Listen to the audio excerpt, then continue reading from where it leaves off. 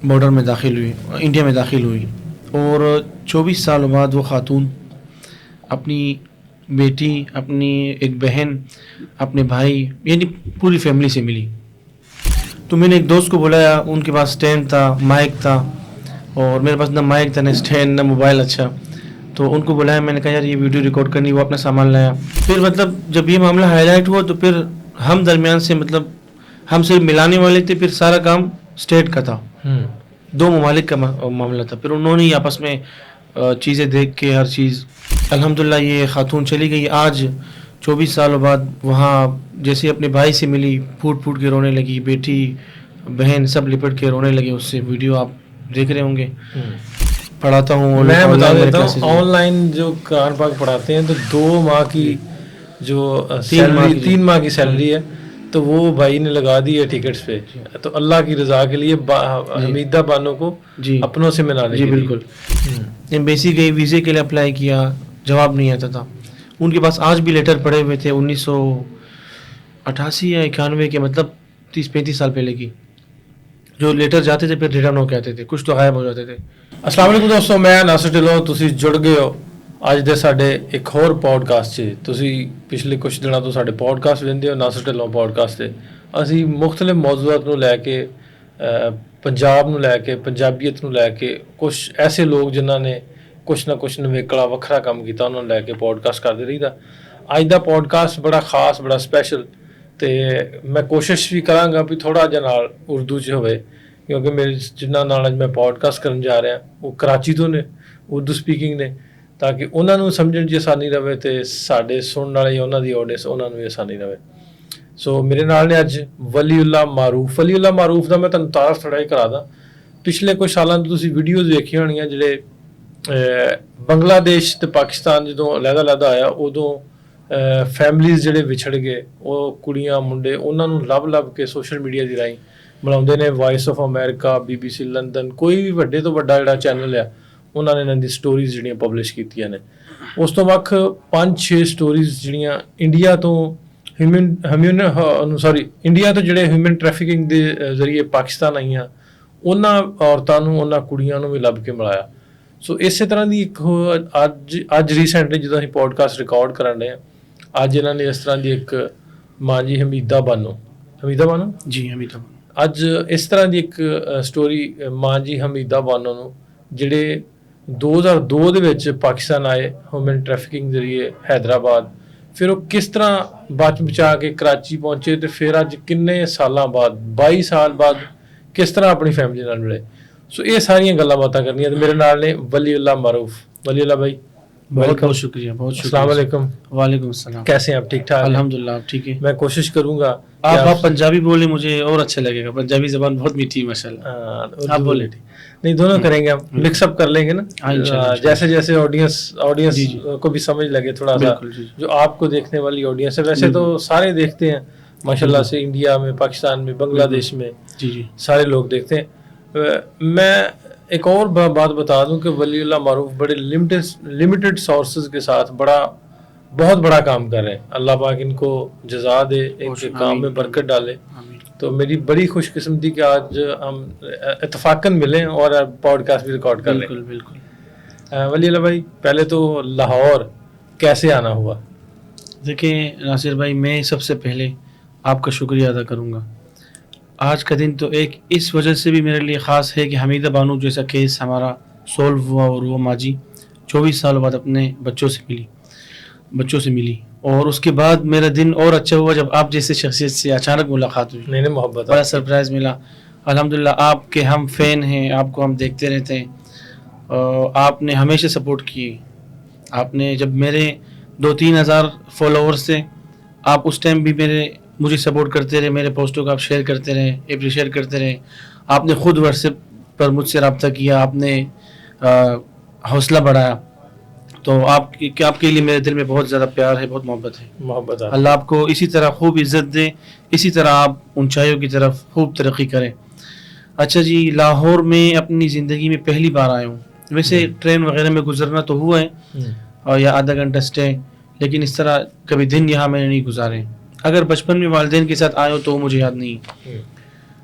आज हम आए थे حمیدہ بانو کو لے کر یہاں لاہور کراچی ایئرپورٹ سے ہم صبح 8 بجے نکلے تھے. تقریباً 9:30 بجے ہم لاہور ایئرپورٹ پر اترے. وہاں باہر جو منسٹری ہے فورن افیئرس کی, ان کا عملہ تھا, پولیس کی گاڑی تھی. انہوں نے حمیدہ بانو کو پروٹوکول دے کر ان کو واگا پہنچایا, اور انڈین گورنمنٹ نے ان کو جو ایک وائٹ پاسپورٹ جاری کیا تھا اس کے ذریعے ان کی امیگریشن ہوئی, اور وہ بارڈر میں داخل ہوئی, انڈیا میں داخل ہوئی. اور 24 سالوں بعد وہ خاتون اپنی بیٹی, اپنی ایک بہن, اپنے بھائی, یعنی پوری فیملی سے ملی. میں ابھی کر رہا ہوں, شیئر کر رہا ہوں ان کی نا جو بھی تھوڑا سا شارٹ جو اتنے سالوں بعد ملی ہے, تو کیسے جا کے وہ واگا سے کراس کر کے اپنی فیملی کو کیسے دھاڑے مار کے رو رہی ہیں, وہ میں شیئر کرتا ہوں. پہلے حمیدہ بانو کی سٹوری ساری کور کرتے ہیں, پھر باقی باتیں کہ جرنی کیسے سٹارٹ کی, یہ ساری باتیں کریں گے. حمیدہ بانو کی سٹوری کیسے پتہ چلی, اور یہ جیسے میں نے سٹارٹنگ میں بتایا کہ 2002 میں ہیومن ٹریفکنگ کے تھرو جو لوگ اللہ ان کو ہدایت دے, وہ لڑکیوں کو بیچتے ہیں یا عورتوں کو بیچتے ہیں, جی وہ لے کے وہ کیسا نیٹ ورک ہے, وہ کیسے کرتا رہا کام, اب ابھی بھی چل رہا ہے یا بند ہے؟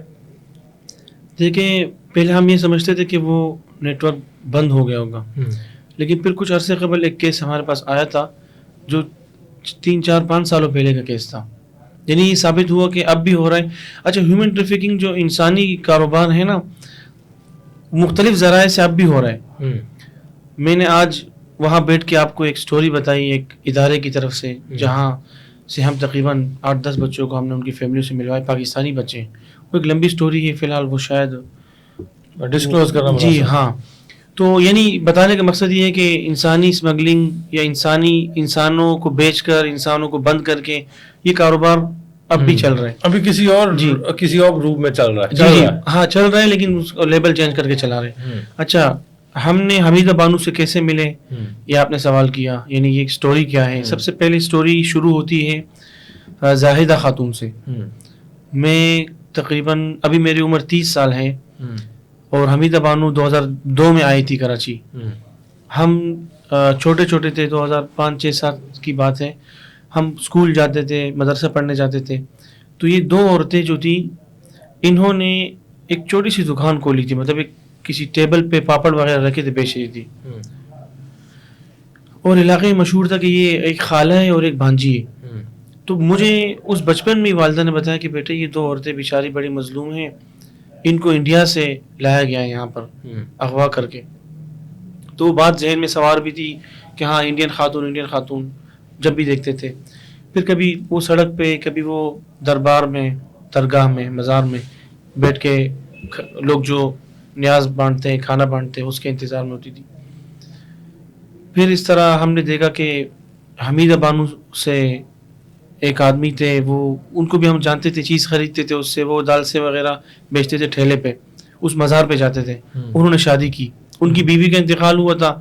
انہوں نے حمیدہ سے کہا کہ میری بیوی فوت ہو گئی, میرے چھوٹے چھوٹے بچے ہیں, آپ کا ویسے بھی گھر نہیں, بے گھر ہو, آپ کو گھر بھی مل جائے گا, میرے بچوں کو ماں بھی مل جائے گی. تو حمیدہ نے کہا کہ میں ایسے کیسے رہوں, آپ غیر مرد ہو. تو اس کے لیے پھر انہوں نے نکاح کا فیصلہ کیا. نکاح ہوا ان کا, اور حمیدہ بانو تب سے آج تک ان کے ساتھ تھی.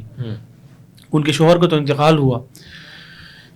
تو پھر سے میں نے بات ذرا آگے پیچھے کر دی. سب سے پہلے جو کہانی شروع ہوئی تھی زاہدہ خاتون سے ہوئی تھی. میں نے بتایا تھا آپ کو, زاہدہ خاتون کو بنگلہ دیش سے لایا گیا تھا آج سے 35 سال پہلے. وہ ایک گھر میں کام کرتی تھی, پورے مہینے کے اس کو 1500 1600 2000 سارے کام کاج کرتی تھی, مطلب ایک لاوارث تھی.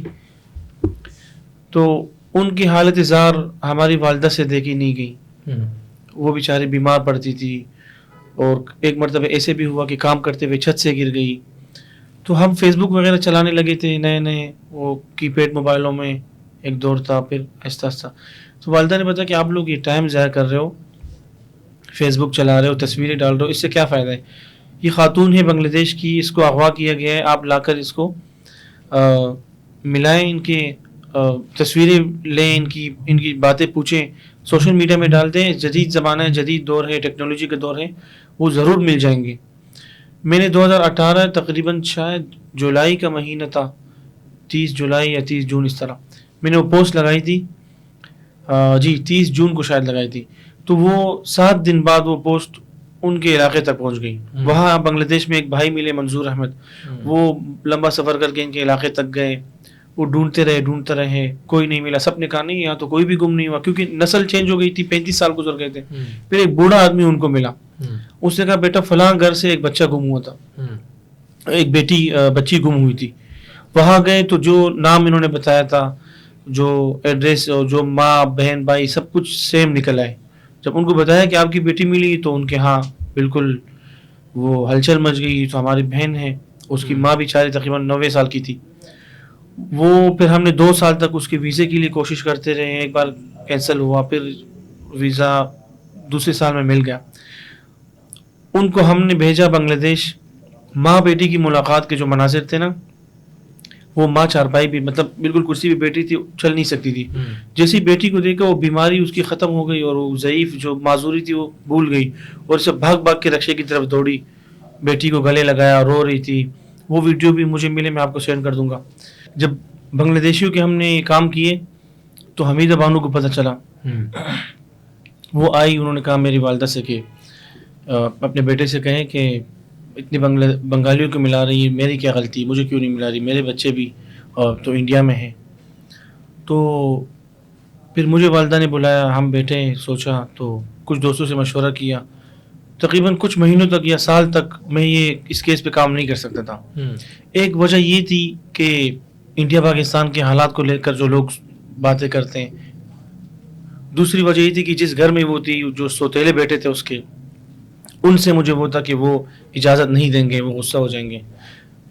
تو پھر ان کی حالت دن بدن بڑی خراب ہو رہی تھی. شوہر نہیں تھے, کبھی ایک گھر میں جاتی تھی, کبھی دوسرے گھر میں جاتی تھی, لوگ کھانا دیتے تھے, کپڑے پھٹے ہوئے, مطلب بالکل کوئی زندگی نہیں تھی. عید میں کوئی کپڑے نہیں پہنتی تھی. اپنے 24 سال تک کسی عید میں انہوں نے نہ جوتے پہنے اچھے, نہ عید میں. ابھی اس سال جو عید تھی نا, اس میں نے زبردستی ان کو کپڑے لے کے پہنائے کہ اگر نہیں پہنے گی تو میں ناراض ہو جاؤں گا. تو پھر جب بڑی کمزور حالت تھی, والدہ نے کہا بیٹا آپ بسم اللہ کر کے بنا دو ویڈیو, اور اللہ مالک ہے, جو بھی ہوگا آپ دیکھ لیں گے, ہم تو کچھ غلط تو نہیں کر رہے. میں نے ان کو, میرے پاس کوئی موبائل نہیں تھا, اس حمیدہ بانو کیس تک میں ویڈیوز نہیں بناتا تھا, میں صرف پوسٹ لگاتا تھا فیس بک پیج پر یا آئی ڈی پر, اور زیادہ سے زیادہ ویڈیو بنا کے ویسے ہی اپلوڈ کر دیتا تھا. تو میں نے ایک دوست کو بلایا, ان کے پاس اسٹینڈ تھا, مائک تھا, اور میرے پاس نہ مائک تھا, نہ اسٹینڈ, نہ موبائل. اچھا, تو ان کو بلایا, میں نے کہا یار یہ ویڈیو ریکارڈ کرنی. وہ اپنا سامان لایا, اور اس نے ریکارڈ کی, میں نے بات چیت کی, ان کا انٹرویو کیا. اسی دوست نے ہی اپنے گھر میں ہمیں بلایا, وہاں ان کے پاس لیپ ٹاپ تھا, ہمارے پاس لیپ ٹاپ بھی نہیں تھا. اس نے ایڈٹ کی ویڈیو اور مجھے بھیجی. میں نے یوٹیوب چینل بنائی, نیا بنایا تھا. میں پہلی ویڈیو یہی تھی میری. فیس بک پہ تو ہم کام کرتے آ رہے تھے, تو یوٹیوب میں نے ڈالی, فیس بک میں ویڈیو ڈالی, وہ ویڈیو چل گئی. ممبئی میں ایک لڑکے نے ویڈیو دیکھی, وہاں کا جو لوکل, جس طرح یہاں لوکل میڈیا کے علاقے کے لوگ بناتے ہیں چینلز یا فیس بک پر پیج بناتے ہیں, ہیش ٹیگ ممبئی کے نام سے ایک پیج تھا, اس نے میری ویڈیو ڈاؤن لوڈ کر کے وہاں ڈالی. تو حمیدہ بانو کی بیٹی کے گھر میں اس دن منگنی تھی, اس کی بیٹی مطلب نواسی کی منگنی تھی. جو ان کے ہونے والے داماد تھے, اس نے وہ ویڈیو دیکھی, اپنی ہونے والی ساس سے کہا کہ یہ تو سب آپ لوگ کے نام لے رہی ہے, کون ہے؟ اس بیٹی نے کہا, یاسمین نے کہا ذرا لائے, دیکھا, بولتی تو ہماری امی ہیں. پھر انہوں نے اس لڑکے سے رابطے کی, پھر ہم نے ویڈیو کال پہ بات کی, پھر BBC بڑے بڑے نیوز چینل پر. جیسا وہ کرب والا ٹائم ہو. جی ہاں, وہ ویڈیو بھی آپ دیکھ سکتے ہیں اور لگا بھی سکتے ہیں کہ ماں بہن اور ماں بیٹی کی جب بات چیت چل رہی تھی, وہ ویڈیو پھر ہم نے ریکارڈ کی تھی. تو پھر جب دنیا بھر کی میڈیا نے اس کو کور کیا, انڈیا میں کوئی ایسا چینل نہیں تھا جس نے اس خبر کو پبلش نہ کی ہو. تو پھر ایمبیسی کے نمبر سے کال آئی, فارن منسٹری. پھر مطلب جب یہ معاملہ ہائی لائٹ ہوا تو پھر ہم درمیان سے, مطلب ہم صرف ملانے والے تھے, پھر سارا کام اسٹیٹ کا تھا, 2 ممالک کا معاملہ تھا. پھر انہوں نے آپس میں چیزیں دیکھ کے ہر چیز, انڈیا میں پھر ساری چیزیں ویریفائی ہوئی. پچھلے سال اسی دنوں میں दिसंबर में हमें इस्लामाबाद बुलाया था, हमीदा बानो का इंटरव्यू किया था और तस्वीरें ली थी, सारी चीज़ें पूछी थी, एक फ़ाइल बना के आगे भेजी उन्होंने। तो फिर हम समझे 1 महीने बाद बुलाएंगे, 2 हफ्ते बाद बुलाएंगे, 3 महीने बाद बुलाएंगे, मतलब सोचते रहते थे। साल गुजर गया तो हमीदा बानो भी मायूस हो गई, हमने कहा चलो बस रहने दे। 25 नवंबर को अभी जो महीना गुजरा 2024 की 25 नवंबर के दिन में स्कूल में था, हमारे बच्चों के पेपर चल रहे थे। मैं सोच रहा था कि हमीदा बानो का क्या होगा, मतलब इन्हीं ख्यालात में थे इस केस के बारे में। तो कुछ देर बाद स्टाफ रूम में बैठे थे, मुझे एक नंबर से कॉल आई। तो वो नंबर, वहाँ सिग्नल का ज़रा मसला है, मैं कॉल मतलब शायद मिस कॉल आई होगी या जो भी था, मैं देखा कि मुझे कॉल आई है, मैंने उनको रिटर्न कॉल की। तो वहाँ से उन्होंने कहा नमस्कार। तो ये नमस्कार का लफ्ज़ जैसे मैंने सुना, मैं समझ गया कि कोई बड़ी खबर आई है। तो उन्होंने कहा हम इंडियन एम्बेसी से बात कर रहे हैं, हमीदा बानो की जो इंडियन नेशनलिटी ये कंफर्म हो चुकी है, तो आप इनको ला सकती है, ट्रेवल कर सकती है। मैंने कहा तो आप आज बोले तो हम आज ही निकलेंगे। तो हमीदा बानो को फिर उन्होंने कहा कि हम आपको डेट देते हैं, इस्लामाबाद में ज़रा प्रोटेस्ट चल रहा था तो उसकी वजह से ज़रा डिले हुआ। फिर हमें 16 दिसंबर का उन्होंने बताया कि आप आए, फॉरेन मिनिस्ट्री की तरफ से डेट मिली। उन्होंने दोनों ने मिल के, दोनों हुकूमतों ने मिल के ये तारीख़ तय की। फिर हमीदा बानो की टिकट एम्बेसी ने भेजी और हम आज सुबह यानी 16 दिसंबर को यहाँ आए। हमीदा बानो को मैंने जब ये ख़बर सुनाई तो वो 8 महीने से मैंने उनको अपने एक दोस्त के घर पे रखा हुआ था, वो इनकी सब कुछ खुराक, दवाई, खाना पीना सब कुछ ख्याल रख रहे थे। मैं उनको जब ये सरप्राइज़ देने गया तो बहुत रोई, बहुत खुश हुई। तो उसी दिन से मतलब वहाँ से फिर आई, रातों को सोई नहीं है। ये खातून 9 बजे सो जाती थी, 9:30 बजे इसकी टाइमिंग थी, और सुबह सवेरे 4 बजे। आज तक ये ठीक से नहीं सोई। मैंने घर जाना अपने, हाँ बस मैं कब जाऊँगी इस दिन के इंतज़ार में थी। आज सुबह फ्लाइट थी, कल रात को ये पूरी रात को नहीं सोई है। और बस सुबह 5 बजे आए मेरे घर में, दस्तक दी कि बेटा क्या हुआ, देर हो गई है, चलो। फिर हमने गाड़ी बुलाई थी, मतलब आके बैठ के एयरपोर्ट आ गए। और फिर जब रास्ते में थी तो बार बार ही कह रहे थे, अल्लाह बेटा मैं अपने यास्मीन से मिलूंगी। मतलब कैसे मिलूंगी, कैसे हो सकते, उसको यकीन नहीं आ रहा था कि क्या हो रहा है मेरे साथ। फॉरेन मिनिस्ट्री ने और वहाँ कराची में स्पेशल मतलब जो अथॉरिटीज़ थे उन्होंने अच्छे से इनको प्रोटोकॉल दिया, हर चीज़ में बोर्डिंग पास ख्याल रखा। इंडियन एम्बेसी ने अच्छा किया। इंडियन एम्बेसी ने तो देखें, मैंने ये कहा ना, हर जितने भी चैनल ने इंटरव्यू किया कि इस केस में जो है ना सारी नफ़रतें और सारी जो है ना तासुब, कौमियत, लिसानियत, मजहबी जितने भी चीज़ें हैं जो लोग आपस में करते वो सब हार गई और इंसानियत जीत गई। इंडियन एम्बेसी से सब लोग ये कहते थे कि नहीं भाई इसका जितना भी इंसानियत को चाहिए, हाँ जितने इंसानियत को चाहिए, इंसानियत से बढ़कर कुछ भी नहीं है। तो अल्हम्दुलिल्लाह ये खातून चली गई। आज 24 सालों बाद वहाँ जैसे अपने भाई से मिली, फूट फूट के रोने लगी, बेटी बहन सब लिपट के रोने लगे उससे, वीडियो आप देख रहे होंगे। तो अल्हम्दुलिल्लाह इस केस की वजह से आज ये कि मैं खुद 2 दिन से सोया नहीं हूँ। फिर आपने जब दावत दी तो मैं मज़ीद मेरी नींदें उड़ गई। मैंने कहा आज आपसे मुलाकात होगी तो हम आके आप अल्लाह पाक बैठे। मैं कहता हूँ तो इसका अजर जो होता है ना, अक्सर लोग पूछते हैं कि फ़ायदा क्या होता है। बेहतरीन बात है, बिल्कुल सवाल आता है ना, आपको फ़ायदा क्या होता है। मैं बोलता हूँ ये फ़ायदा, क्योंकि जितने सुनने वाले जो आपको देखने वाले उनको ना पता होगा कि जो मेरा पंजाब से, बांग्लादेश की फैमिली 1-2 मिलाई है मैंने, हाँ देखे, लेकिन पंजाब से तकरीबन कोई 300 के राउंड अबाउट फैमिलीज जी देखते। तो मैं कहता हूँ तो इसका फ़ायदा, इसका अजर हमें अल्लाह की ज़ात देगी, ऊपर वाला बैठा है वो देगा। तो उसी तवस्सुत से इतना अल्लाह पाक ने दिया कि मैं सोच भी नहीं सकता था। बेहतरीन। तो मैं ऑडियंस को भी बताना चाहता हूँ, जो मेरी ऑडियंस है, वलीउल्लाह मारूफ बड़े लिमिटेड सोर्सेज के साथ, बड़े ही कम लिमिटेड सोर्सेज के साथ इतना सारा कुछ कर रहे हैं। और आज उनको कराची से इधर लेके आने के लिए ट्रेन पे आ सकते थे, लेकिन उन्होंने बोला कि आप एम्बेसी ने कहा कि फ्लाई करके आए। जी हाँ, कि हम मतलब हर सूरत में फ्लाई करनी होगी क्योंकि हमारी शहरी है, हम जो करेंगे वही करना होगा। फॉरेन मिनिस्ट्री ने भी ये मतलब कहा कि अब ये उनकी शहरी डिक्लेयर हो चुकी है तो उनके SOPs को फॉलो करना होगा। तो हमने भी फिर उसकी वजह से, मैं और मेरे जो कैमरामैन हैं, छोटे भाई हैं, तो हमने भी कुछ ना कुछ करके अपनी टिकट का अरेंज की। कितना एक्सपेंस आया सारा? एक्सपेंस तो 28,000 की एक टिकट थी, 56,000 की हम दोनों की टिकट हुई। और यहाँ से फिर हम इंशाल्लाह जाएंगे, या बस में जाएंगे या ट्रेन में जाएंगे. लेकिन नहीं, वो मैं पूछना चाह रहा हूँ जी कि इसको जो आपने ये पैसे लगाए हैं टिकट्स के, जी. कहाँ से आए? देखिए, हमीदा बानो के लिए तो लोग बिल्कुल सब तैयार थे कि हम इसकी टिकट करें. सही है, टिकट करें, कपड़े सब कुछ करें. अब जब मैं आ रहा था, लोग मेरे लिए भी तैयार हैं, लेकिन मैं लोगों से ये तो नहीं कह सकता ना कि मेरे भाई की भी टिकट थी. अब उनको क्या पता है कि भाई की क्या जरूरत है. आप खुद एक वीडियो बनाते हैं, आपको पता है कि एक कैमरामैन की भी जरूरत होती है. तो मेरी आधी टिकट एक दोस्त ने की और बकिया आधी और अपने भाई की टिकट मैंने खुद की. मैं खुद जो मतलब पढ़ाता हूँ. मैं बता देता हूँ, ऑनलाइन जो कुरान पाक पढ़ाते हैं तो 2 माह की जो 3 माह की सैलरी है तो वो भाई ने लगा दी है टिकट्स पे. तो अल्लाह की रजा के लिए हमीदा बानो को अपनों से मिलाने. जी बिल्कुल. इसमें मतलब एम्बेसी ने तो सिर्फ टिकट की है ना, फिर हमीदा बानो को जो वहाँ हमने जो उनकी तैयारी थी, ये सब कुछ उसमें शामिल थे. कुछ सफ़र के जो एयरपोर्ट तक आना था, वहाँ इतने दिनों तक जिस घर में थी, तो 25 नवंबर के बाद से वहाँ आई थी, 10-15 दिन वहीं थी. तो वहाँ हमने उसकी अच्छी कोशिश की कि अच्छी खुराक रखी कि दोबारा से कमज़ोर ना हो जाए. क्योंकि जिस घर में रह रही थी ना, वो तो बड़े ज़ईफ़ और कमज़ोर माली हिसाब से होते. तो हमारा एतकाद है, हमारा क्या है कि अल्लाह पाक हमें 11 गुना देगा. बेशक बेशक, बिल्कुल. तो ये पुख्ता इरादा, ये पुख्ता यकीन तो हमें इस तरह के, मैं कहता हूँ पैसे लगाने से रोकता भी नहीं कि बेशक अल्लाह हमें देता भी है, और खुदा हमें देता भी है, रखता नहीं है किसी को कुछ.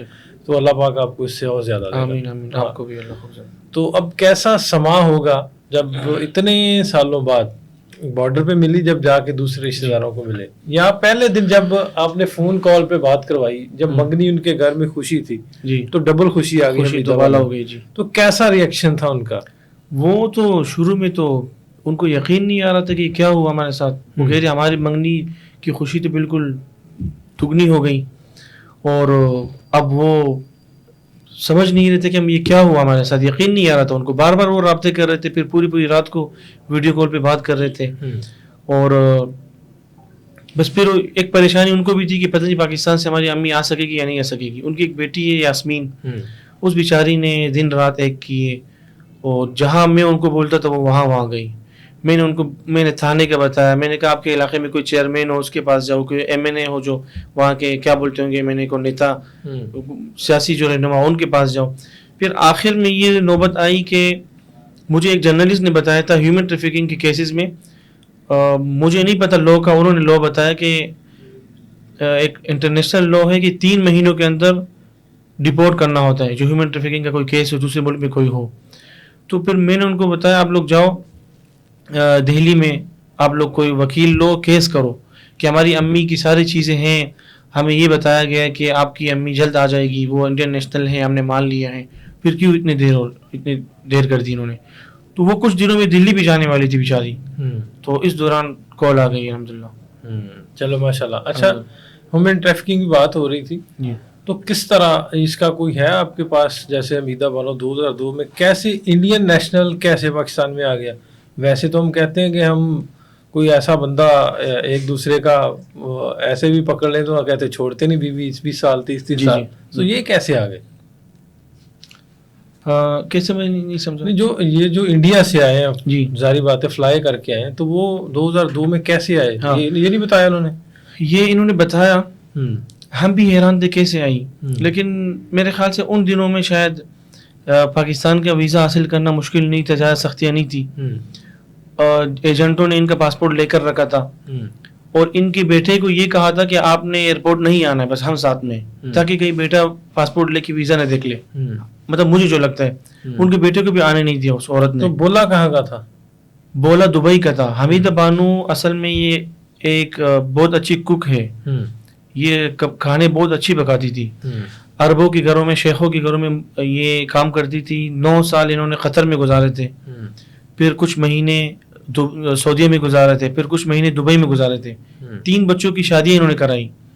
शोहर तो नहीं थे.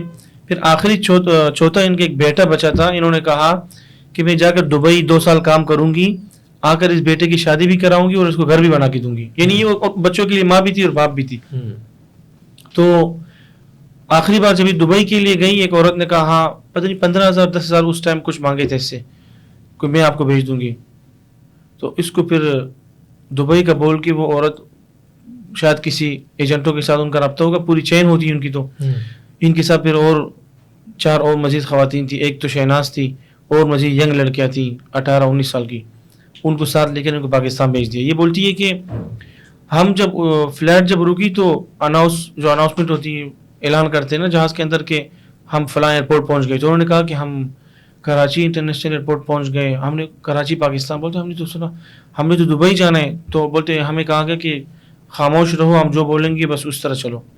ہاں ایئرپورٹ سے بولتے ہمیں پتہ نہیں کس پیچھے کوئی راستہ تھا, بولتے وہاں سے گزارا, ان کا جو کہنا ہے. پاسپورٹ ان سے ایجنٹوں نے چھین لیا تھا.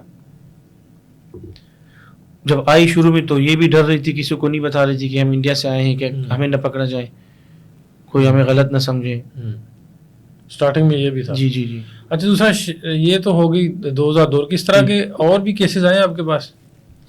دیکھیں ایک عرب کنٹری سے مجھے ایک دوست نے فیس بک فالوور تھا, انہوں نے مجھ سے رابطہ کیا, بولا کہ یار بہت جذباتی انداز میں بولے ولی اللہ بھائی آپ جو کام کر رہے ہو آج اللہ نے وہ مجھ سے بھی لے لے. میں نے کہا کیا کام ہوا؟ بولتے ہیں کہ کل رات اس طرح ایک لیڈیز ہمارے روم میٹ کو وہاں سڑک پر ملی, بنگلہ دیش کی تھی, بال کھلے ہوئے, جوتے نہیں تھے, بڑی مطلب ایسی حالت میں تھی کہ کچھ مسئلہ ہوا ہے اس کے ساتھ. تو بولتے انہوں نے جا کے اس سے پوچھا کیا ہوا ہے, تو انہوں نے بتایا کہ ہم 3 عورتیں تھیں, شادی شدہ تھیں, مطلب جوان تھی, ہمیں بنگلہ دیش سے کام کے لیے لایا گیا تھا اور فلاں فلیٹ میں ہمیں رکھا گیا اور ہم سے جسم فروشی کروایا جا رہا ہے. وہ 2 لڑکیاں تو کسی نہ کسی طریقے سے مان گئی, لیکن میں تو اس کام کے لیے تیار نہیں تھی, میں بھاگ گئی ہوں. تو بولتے پھر ہم اس کو اپنے فلیٹ میں لائے تھے, انہوں نے پھر ایمبیسی گئے اور پولیس میں گئے, رپورٹ کر کے وہاں جو جنہوں نے لایا تھا انہوں نے پاسپورٹ رکھ لیا تھا, وہ 10,000 درہم مانگ رہے تھے کہ 2 پھر ہم پاسپورٹ دیں گے.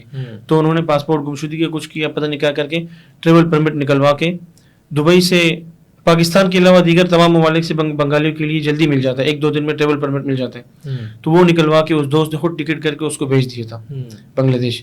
کہنے کا مقصد یہ کہ آج بھی پاکستان سے, انڈیا سے, بنگلہ دیش سے خواتین کو جاب کے نام پر لے جاتے ہیں, وہاں لے جا کر پھر ان سے جسم فروشی کرائی جاتی ہے. اس پر بہت سارے رپورٹس بھی شاید آپ نے ہی پڑھی ہو, ہم نے پڑھی.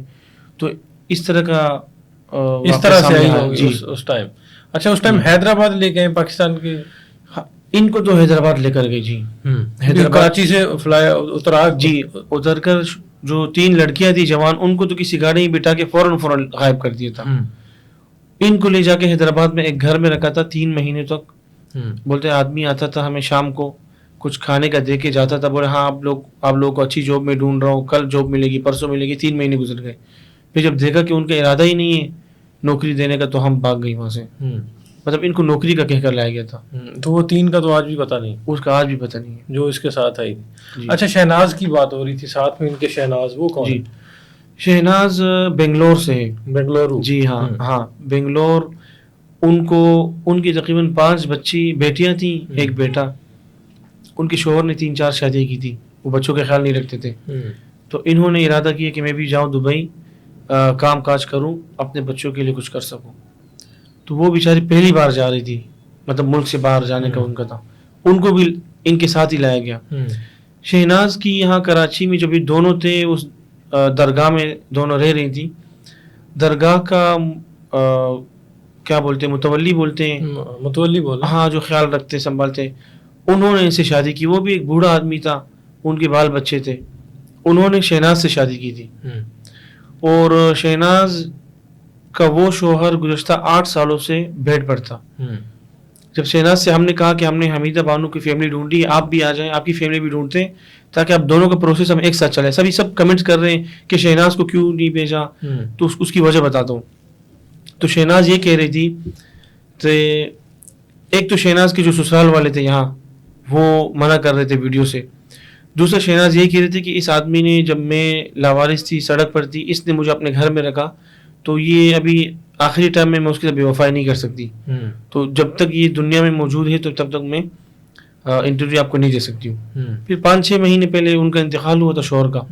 تو پھر شہناز کے جو سوتیلے بچے تھے انہوں نے اپنے گھر وار بیچ کے ساری چیزیں لے کے خود کہیں اور شفٹ ہو گئے. اس کو اکیلے چھوڑ دیا.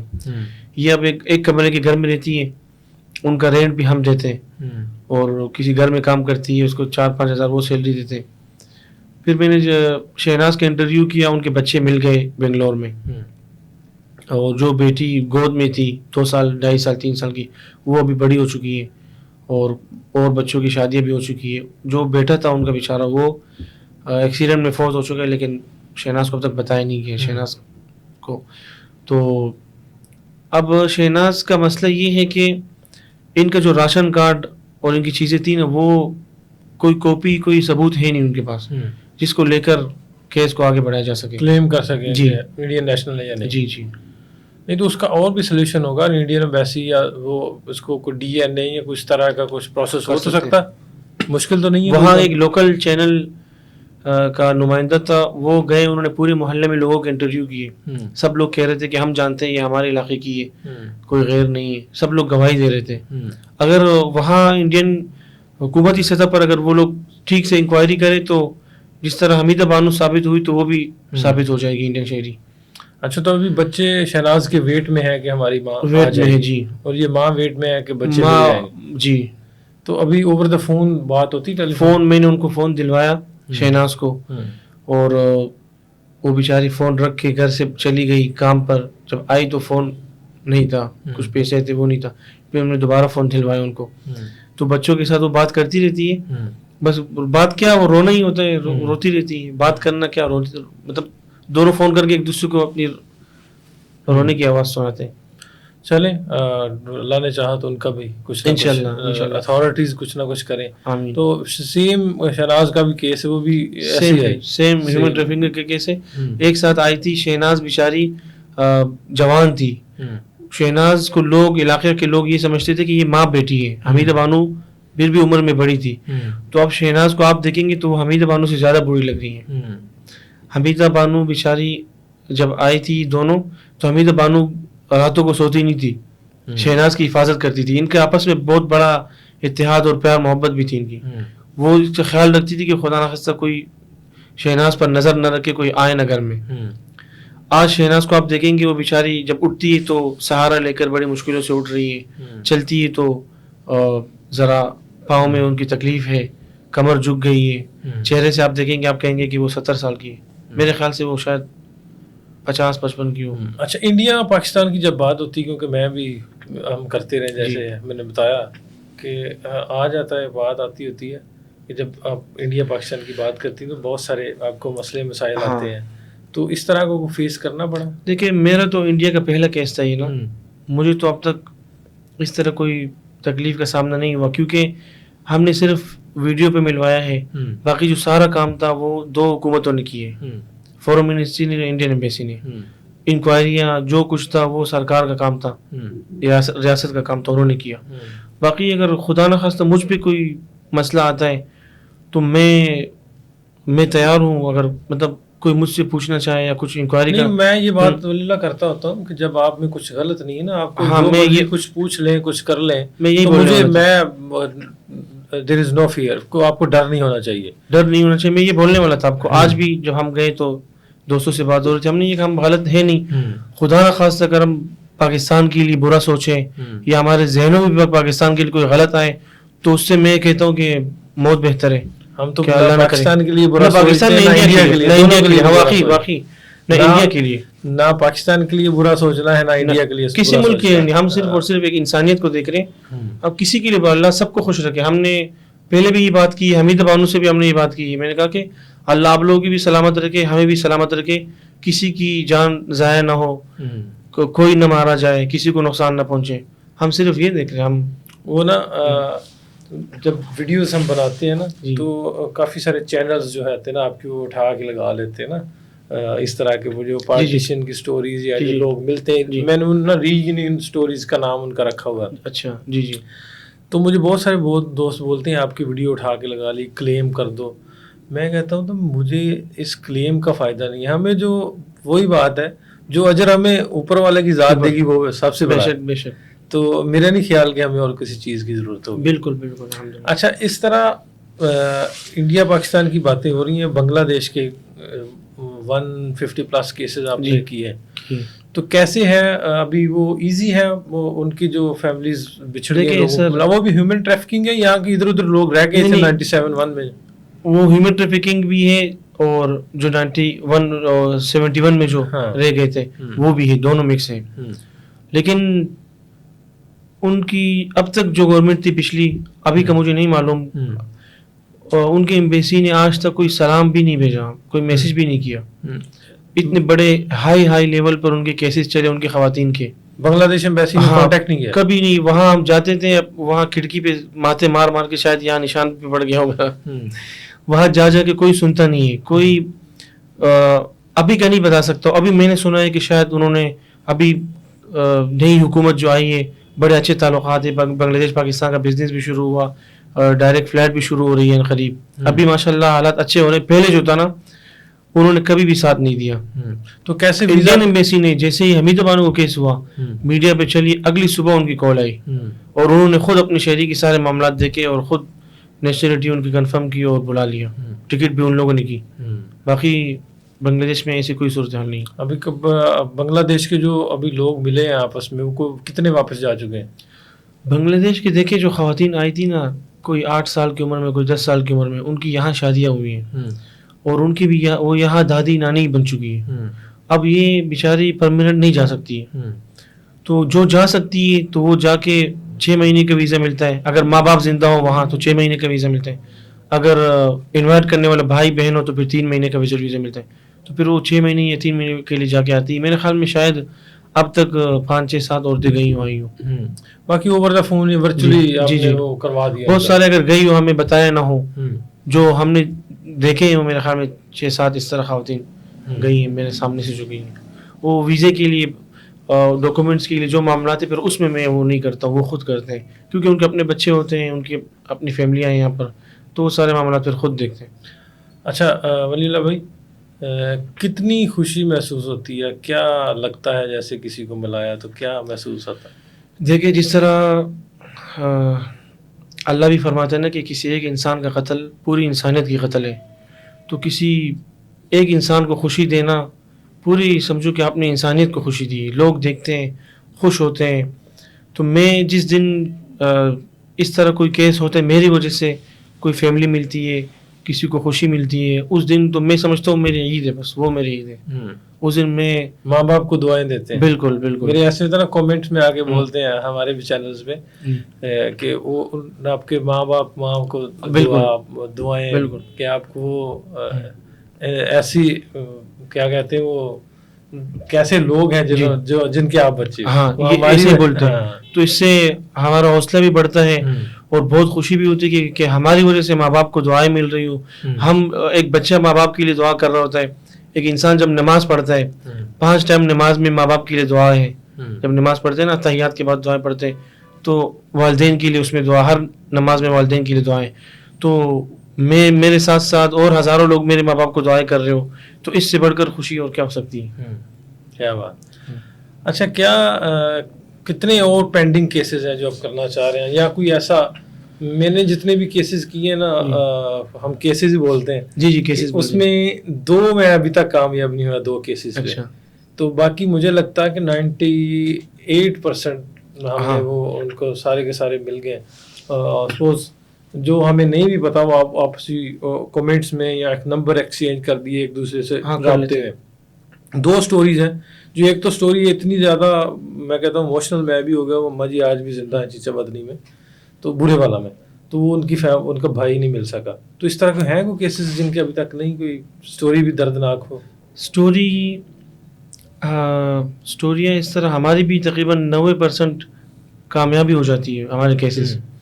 کچھ کیسز ایسے ہیں جو مطلب کوئی دریا کے قریب جن کا گھر تھا, تو آج وہاں دریا کا پانی آ چکا ہے, وہ علاقے سب پانی میں ڈوب چکے ہیں, وہاں کے لوگ نقل مکانی کر چکے ہوتے ہیں. ایسے کیسز میں ملنا کافی مشکل ہوتا ہے, اسپیسیفک جگہ کا پتہ نہیں ہوتا پھر. یا ایسے ایریاز کے رہائشی جو کسی سرکاری زمین میں لوگوں نے گھر بنائے تھے, عارضی رہتے تھے, جس طرح پاکستان میں بھی کچھ کبھی کبھی ہوتا ہے, ہمارے کراچی میں تو ہوتا ہے, یہاں کا نہیں معلوم. سرکاری جگہ میں لوگ رہ رہے ہیں, آ کے سرکار نے ساری جگہ ختم کر دی, صاف کر دی. اس طرح ایریا کے اگر کوئی کیس ملتا ہے تو ان کو ڈھونڈنا کافی مشکل ہوتا ہے. دردناک سٹوری کون سی سب سے؟ दर्दनाक स्टोरी सर, वैसे तो हर स्टोरी दर्दनाक होती है, वो तो और जिसकी है उसको पता है ना उसने जी। कितना फील किया। एक केस हमारा था, एक खातून थी लाड़काना में, उनका नाम था आलूमती नाम था। ये बांग्लादेशी लफ्ज़ है, मेरे ख्याल में आलू रोशनी को बोलते हैं या इस तरह कुछ प्यार का लफ्ज़ है। उनको तकरीबन हमने 50 साल बाद उनकी फैमिली ढूंढी। उनकी वालदा मतलब तकरीबन 95-90 साल की लग रही थी, बेड पे थी, वो बीमार थी। उसकी अम्मी ने अपनी बीमारी के इलाज के तकरीबन पैसे 1 लाख रुपए थे, कितने थे वो, अपनी बेटी को भेजे कि आप जल्द अज जल्द मेरे पास आ जाओ, मैं बीमार हूँ। हम ले गए उसको, उनको वीज़े का मतलब अप्लाई किया, उनका वीज़ा रिजेक्ट हुआ। फिर दोबारा हमने अप्लाई किया तो बेचारी वहाँ माँ फौत हो गई। तो यहाँ से ये बेटी वीडियो कॉल पे अपनी माँ की आखिरी दीदार कर रही थी। वो फौत हुई, उसके 2-3 हफ्तों बाद बेटी फौत हो गई यहाँ पर।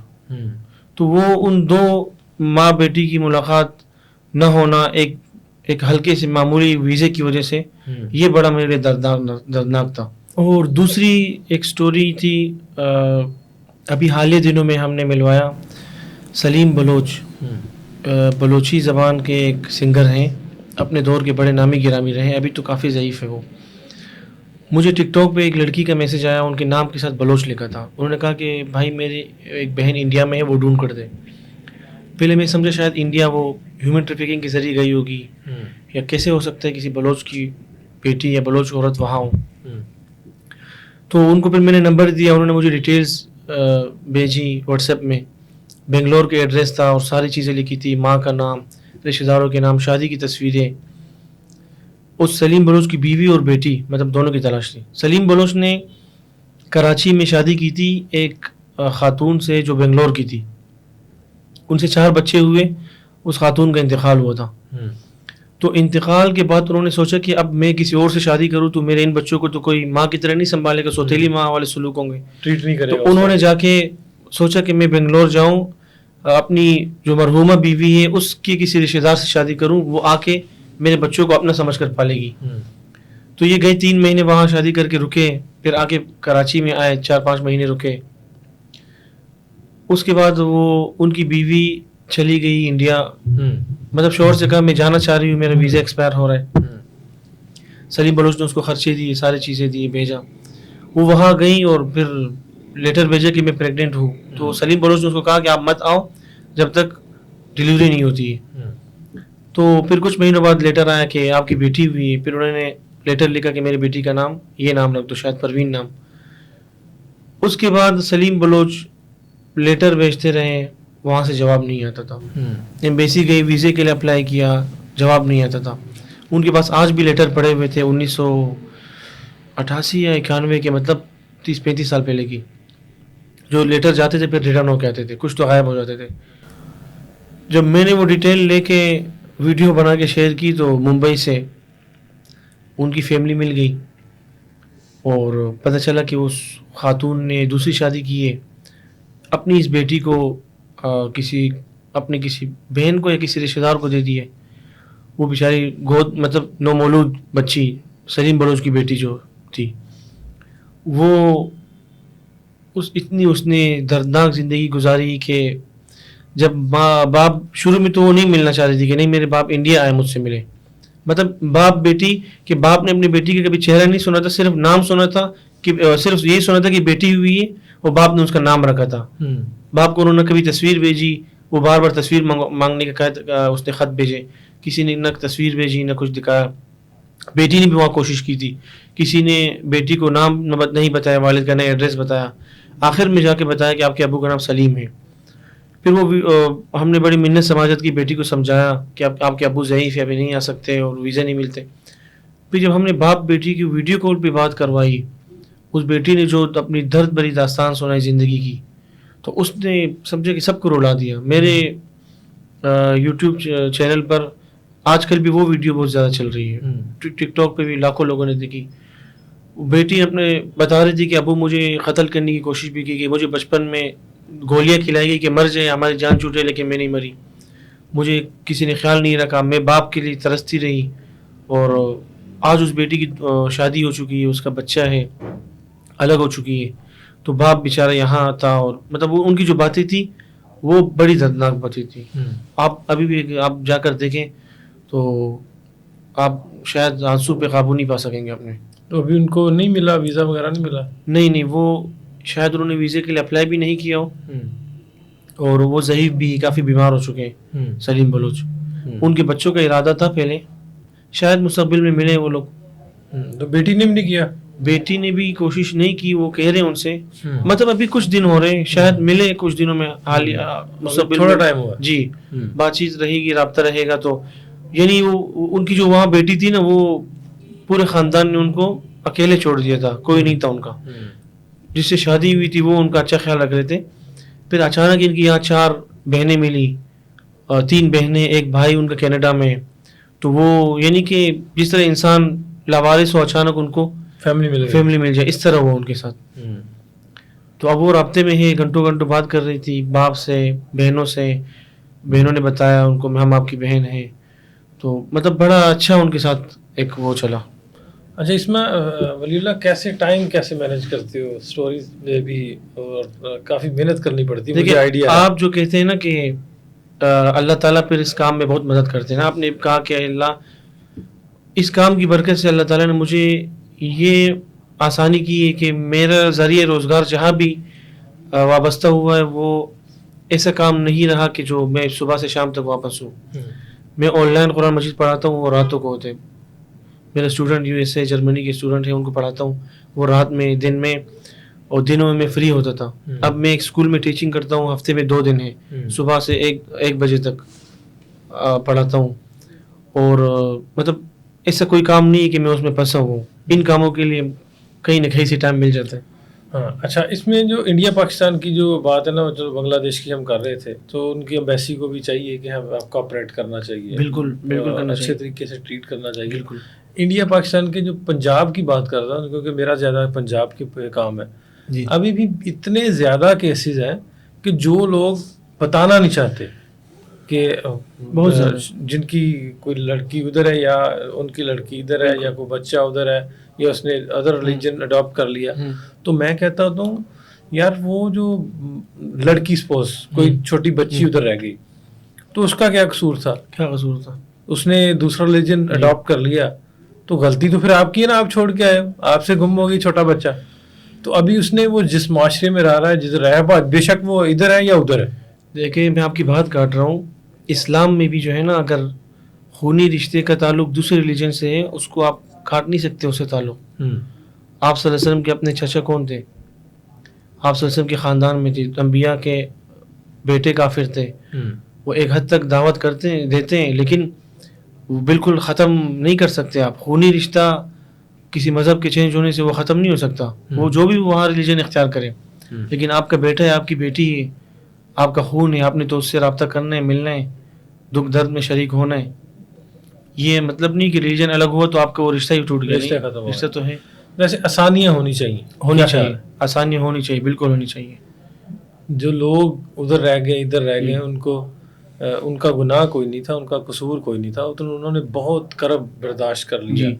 75 سال ہو گئے یا 35 سال سے لوگ ہیومن ٹریفکنگ سے ادھر آ گئے. تو ان کا قصور نہیں ہے. مجھے لگتا ہے کہ یہ آسان کرنا چاہیے ان لوگوں کے لیے جو ادھر کی کہہ لیں کسی مضافات میں، کسی گاؤں میں ہیں، شہر میں بہت سارے لوگ ہیں جو ادھر کے ادھر ہیں، ادھر کے ادھر ہیں. بالکل. تو کم سے کم ان کو ایک دفعہ ملنے چاہیے. سر ایسے کیسز آئے ہمارے پاس، ایسے کیسز آئے کہ بہت سارے کیسز آئے کہ اچھا بنگلہ دیش میں ایک رواج تھا، اس رواج کا نام میں بھول گیا، عجیب سا نام تھا کہ وہ 10 سال کی عمر میں لڑکیوں کو شادی کراتے تھے. اس ٹائم 70 کی دہائی میں، 80 کی دہائی میں ایسی لڑکیاں جو 17 سال کی تھی، 1-2 بچوں کی مائیں تھی، وہ ہیومن ٹریفکنگ کا شکار ہوئی. بچہ گود میں ہے، دودھ پیتا بچہ ہے، گھر میں چھوڑ کے کام کرنے نکل گئی، کسی نے نشہ دے دیا، لا کے بیچ دیا، یا کسی دھوکے سے لائے، کام کا کہہ کر لے کر گئے، لا کر بیچ دیا. وہ آج جب 40 سال بعد ملے ہیں تو وہ بیٹے وہاں پاگل ہو جاتے ہیں کہ ہم نے تو زندگی بھر ماں صرف سنا تھا کہ ماں گم ہو گئی ہے، آج ہماری ماں ملی ہے، ہم کیسے ملے ماں سے. ایک لڑکا تھا بیچارہ، ینگ تھا لیکن ہارٹ پیشنٹ تھا، اس کی ماں ہم نے یہاں ڈھونڈی نا، ماں سے ملوایا تو وہ 40-38 سال کا ہوگا شاید. وہ مطلب ایسے فلمی انداز میں جس طرح نا تو کوئی فلمی کوئی ڈائلاگ ہو یا جذباتی کلمات الفاظ جملے ہوں, وہ اپنی ماں کے لیے کہہ رہے, ماں میں آپ کے لیے دنیا ایک کر دوں, میں آپ کے لیے جان دے دوں, آپ صرف بتاؤ کہ آپ کہاں ہو, میں ابھی پہنچتا ہوں. مطلب بڑا جذباتی تھا ماں کے لیے. بیچاری ماں یہاں سے کیسے جاتی؟ وہ اگر ویزے کے لیے اپلائی کرتی بنگلہ دیش کے لیے تو 1 سال ویزے میں لگتا ہے.